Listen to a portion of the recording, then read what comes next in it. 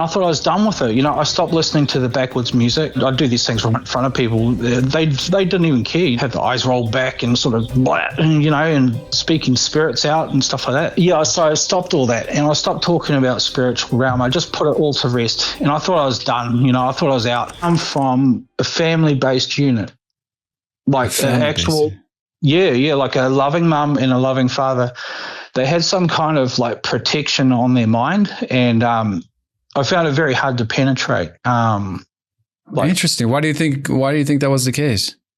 I don't know, but I just grew a massive resentment towards like the family structure, and I seen that as an enemy to what I was trying to achieve. Isn't it interesting that if you look at the news today, just to the culture, it looks like the enemy is going after the family unit, right? Trying to separate. So there's some kind of strong bond, some kind of strong protection over a family unit. Interesting.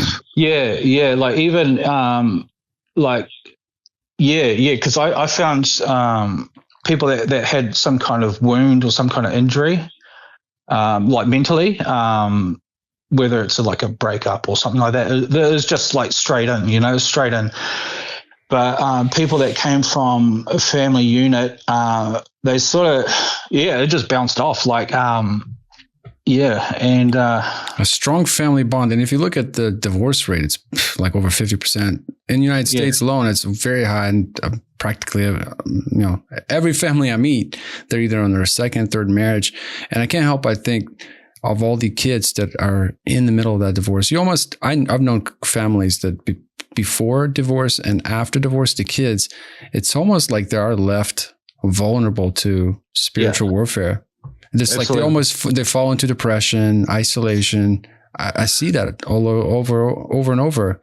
So interesting. Almost like a divorce, or when a family unit breaks apart, you leave your kids vulnerable, unprotected to the spiritual world. Mm-hmm. Powerful. Anyway, go on. And so moving through that time, after 5 years, I had a lot of written work. I had a full manuscript, but I was very frustrated that because I knew that I was never going to achieve what I wanted it to achieve. And then one day when my daughter was born, I was standing outside the hospital and it was like a lightning bolt hit my brain. And I just heard really clearly, you need to learn 3D art. And 3D art, like 3D printing, right?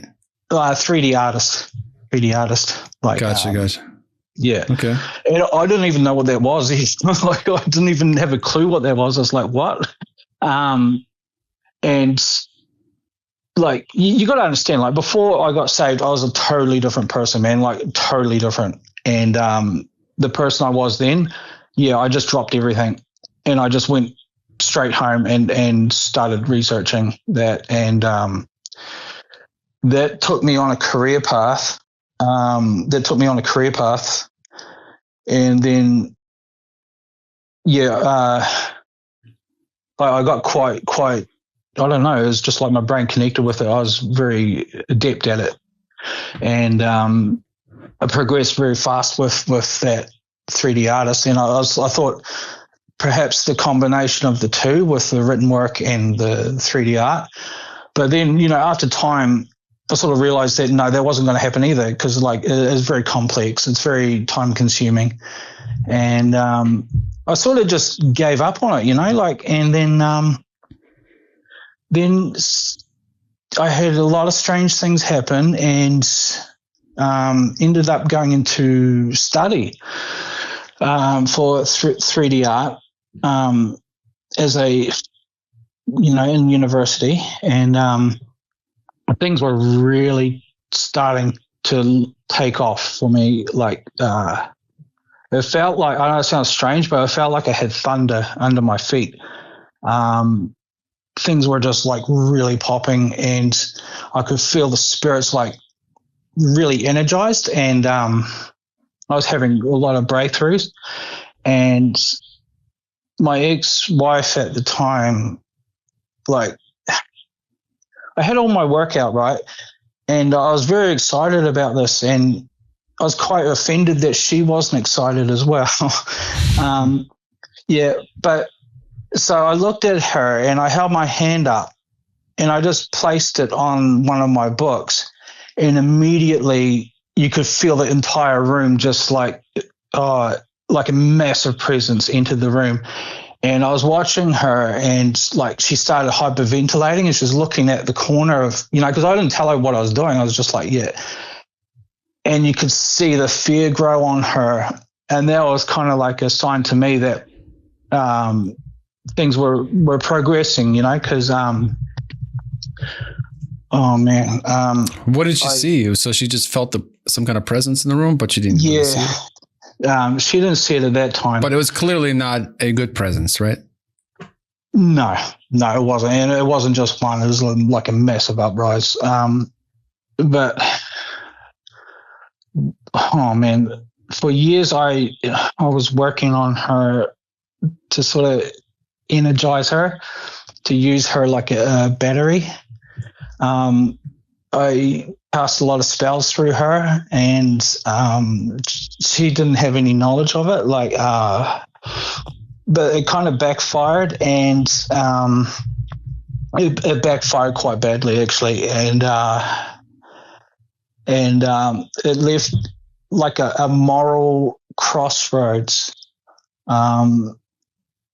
because it left like a moral crossroad, and that's where I felt a great divide in me, in my mind. It was like something like struck my mind, and I kind of realized that I wasn't alone, if that makes sense. There was me and another me, not like possession, but it was actually like I was joined with something, and I was completely devastated. It completely destroyed my life. Everything just went horribly wrong, and I was finished. I was done. And in 2019, I was just making some basic animations. I was just making some basic things like that, but it didn't have that punch anymore. And I felt like a massive sort of portion or leave, like the spirit leave, because I was no longer of use to them. And but I actually felt it like lift off, and I felt a lot lighter, and I thought I was done with it. I stopped listening to the backwards music.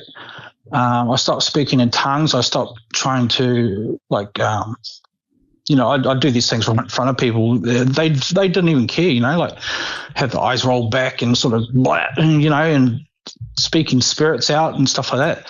And so I stopped all that, and I stopped talking about spiritual realm. I just put it all to rest, and I thought I was done. I thought I was out. And in 2023 was like a really strange year. It was kind of like a battle almost. I can't really describe it. It's like a battle. Like all these little things were sort of coming together, and I was becoming very, very angry, and I was having a lot of trouble controlling my bloodlust.